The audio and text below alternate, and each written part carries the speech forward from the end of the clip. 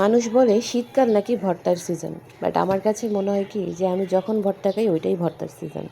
ভর্তার জন্য অ্যাকচুয়ালি কোনো সিজন লাগে না, ভর্তা যে কোনো সময় খাওয়া যায়। শীত হোক আর গরম হোক, প্রতিদিন যদি ভাতের সাথে একটা ভর্তা থাকে তাহলেই হবে, আর তরকারি না হলেও চলবে। তো দুপুরবেলা আজকে সব কিছু অলরেডি রান্না হয়ে গেছে, তারপরও আমার মন চাইলো ভর্তা খাইতে। তো আমি এখানে দেখতেই পাচ্ছেন যে পেঁয়াজ মরিচ আগে মাখায়া কিছুটা সরাইয়া রাখলাম। আমি আজকে দুইটা ভর্তা বানাবো। একটা হলো ঢ্যাঁড়স ভর্তা। ঢ্যাঁড়স আসলে আমার ভাজি ভালো লাগে, রান্নাটা খুব একটা পছন্দ না, আর ভর্তা করে খেতেও ভালো লাগে।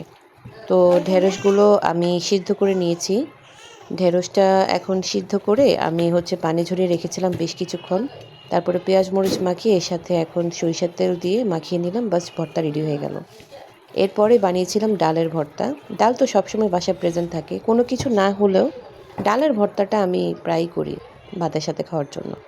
তো এখানে ধনেপাতা আজকে ছিল না বাসায়, তারপরও ধনেপাতা ছাড়া করেছি, এরপরও খেতে অনেক মজা হয়েছিল। সো এই ছিল ডালের ভর্তা, ভেন্ডি ভর্তা। গরমকালে আসলে ভর্তা দিয়ে ভাত খেতে খারাপ না, ভালোই লাগে। তবে কেন জানি না সবাই শীতকালকেই শুধুমাত্র ভর্তার সিজন বলে, কিন্তু আমার কাছে ভর্তা সবসময় চলে। তো ভিডিওটা ভালো লাগলে অবশ্যই একটা লাইক করে দিবেন, কমেন্ট করে দিবেন।